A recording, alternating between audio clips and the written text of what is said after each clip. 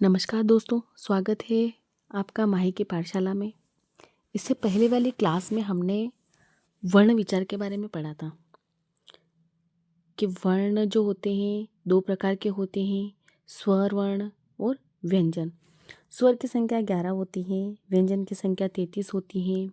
स्वर के 3 भेद होते हैं, ह्रस्व स्वर, दीर्घ स्वर और प्लुप्त स्वर। इनके बारे में हमने जान लिया था।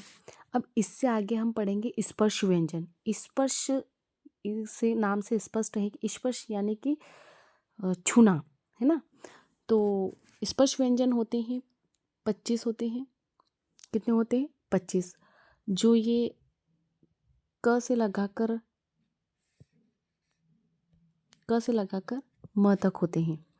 तो आपसे ऐसा पूछ लिया जाए कि स्पर्श व्यंजन कितने होते हैं तो आप बताएंगे 25। और स्पर्श व्यंजन कौन कौन से होते हैं तो क से लगाकर म तक ये सारे जो हैं हमारे स्पर्श व्यंजन हैं। अब स्पर्श व्यंजन 25 होते हैं, इनमें हम पढ़ेंगे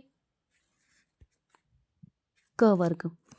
क वर्ग क ख ग घ ण, इनको बोला गया है कंठवर्ण।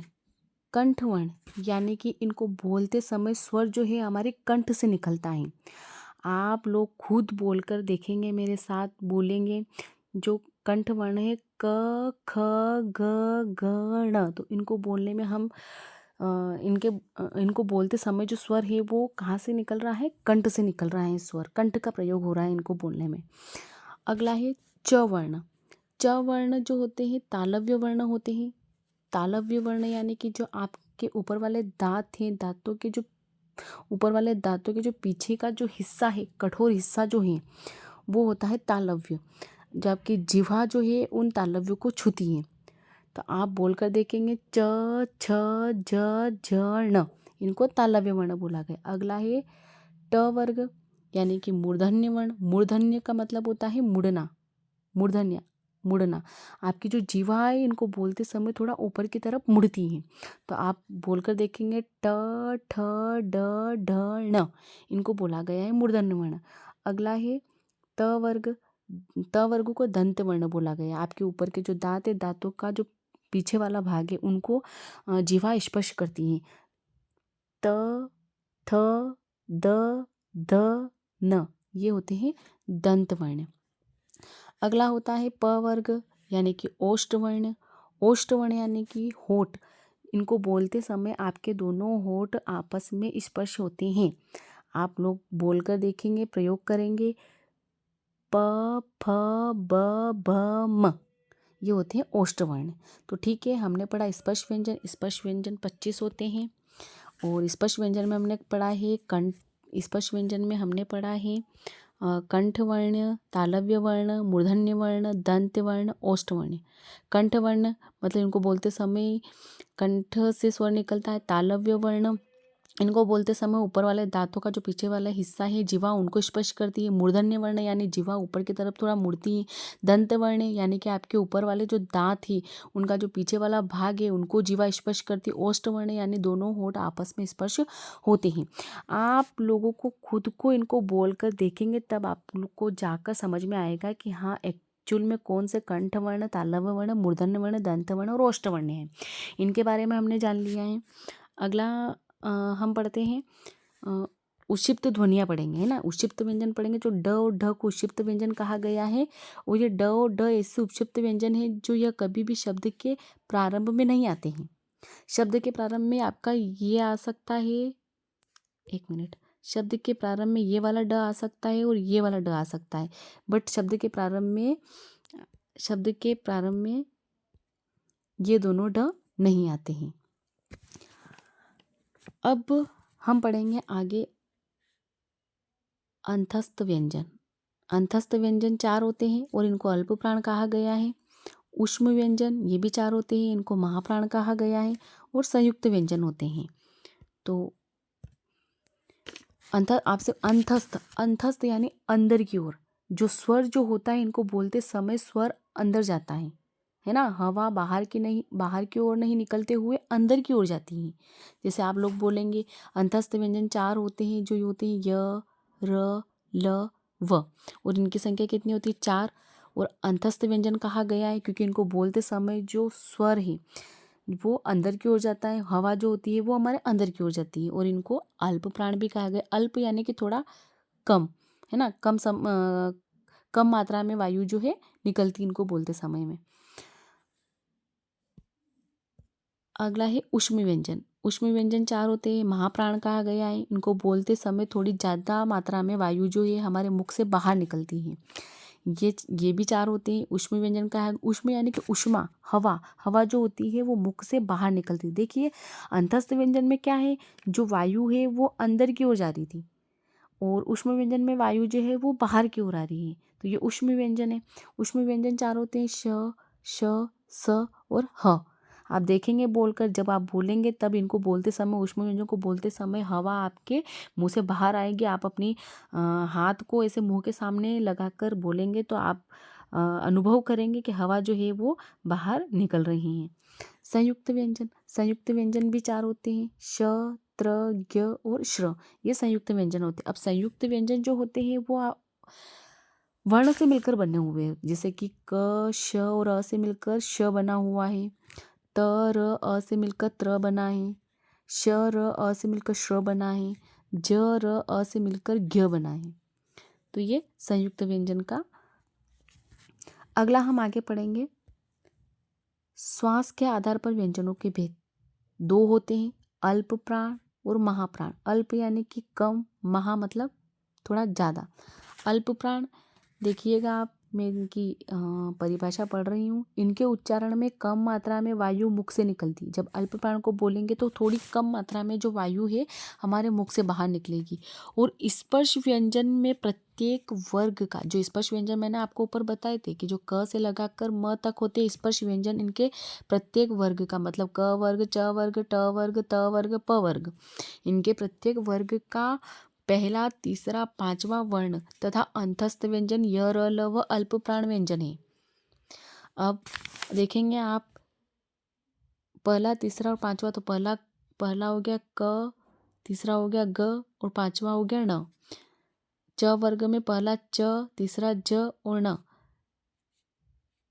ये मैं बता रही हूँ, आप देखते जाएंगे, पहला, तीसरा और ये पांचवा। ये सारे जो है अल्प प्राण है और इसमें अल्प प्राण ये चारों, और ये बता रहे य, र, ल, व, ये सारे अल्प प्राण हैं।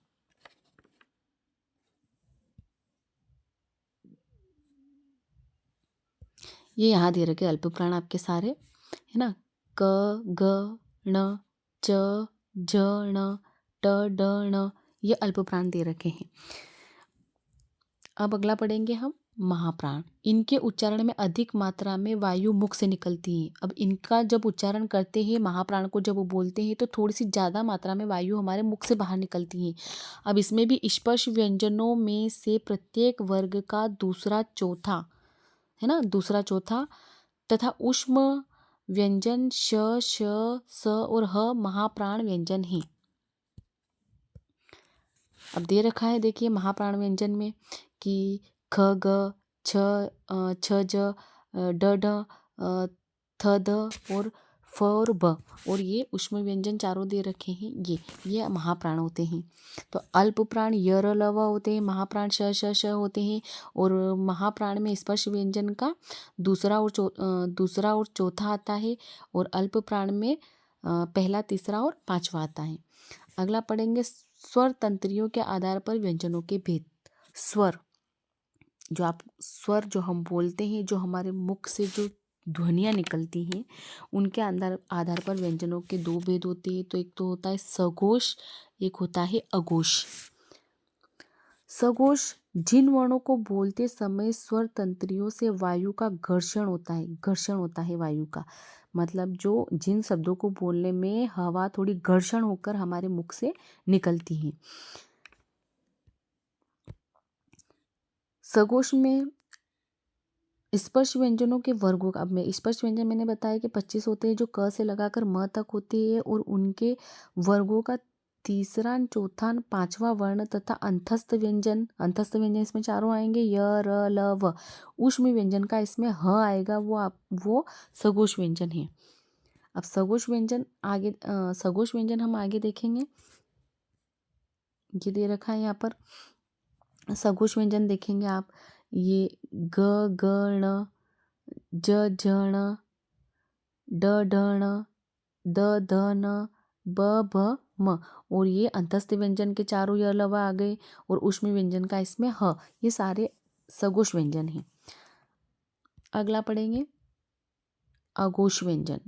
जिन वर्णों के उच्चारण में स्वर तंत्रियाँ दूर दूर रहती है, मतलब स्वर थोड़ा दूर दूर, मतलब थोड़ा रुक कर स्वर आता है, उनको स्वर तंत्रियाँ दूर दूर रहती है। स्पर्श व्यंजनों में से प्रत्येक वर्ग का पहला और दूसरा वर्ण, अब स्पर्श व्यंजनों के प्रत्येक वर्ग का पहला और दूसरा वर्ण इसमें लिया गया है, तथा ऊष्म व्यंजन का इसमें श, श और ह अघोष व्यंजन है।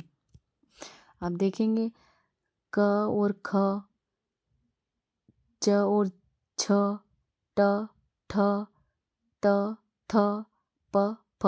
आप देख रहे होंगे स्वर इनमें थोड़ा रुक रुक कर आ रहा है और थोड़ा दूर दूर है। क के बाद ख है तो थोड़ा स्वर रुक कर आ रहा है। क, ख, च, छ, ट, ठ, त, थ, प, फ, है ना। और ऊष्म व्यंजन का श, श और स आ रहा है, तो ये अघोष व्यंजन है। अगला आगे पढ़ेंगे सघोष और अघोष व्यंजन की ट्रिक। अघोष और सघोष व्यंजन की ट्रिक देखेंगे। अब देखेंगे आप ट्रिक, अघोष व्यंजन दे रखा है इस साइड में और इस साइड दे रखा है सघोष व्यंजन। अब अघोष व्यंजन में हम पहला और दूसरा वर्ण ले रहे थे, और सघोष व्यंजन में हम तीसरा, चौथा और पांचवा वर्ण ले रहे थे। तो मैंने आपके स्पर्श व्यंजन सारे यहाँ लिख दिए हैं। क से लगाकर म तक यहाँ स्पर्श व्यंजन लिख दिए हैं, और क ख जो है अघोष व्यंजन में आते हैं, और ग ग ण आपके सघोष व्यंजन में आते हैं। तो देखेंगे आप कि क ख च छ ट ठ त थ प फ और एक फ है जिसके नीचे नुक्ता लगा हुआ है, ये भी अघोष व्यंजन में आएगा।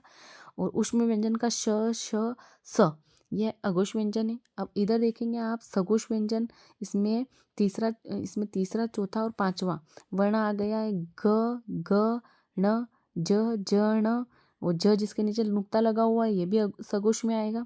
ड ढ ण, द ध न, ब भ म और य र ल व और ह, ये सारे सघोष व्यंजन हैं।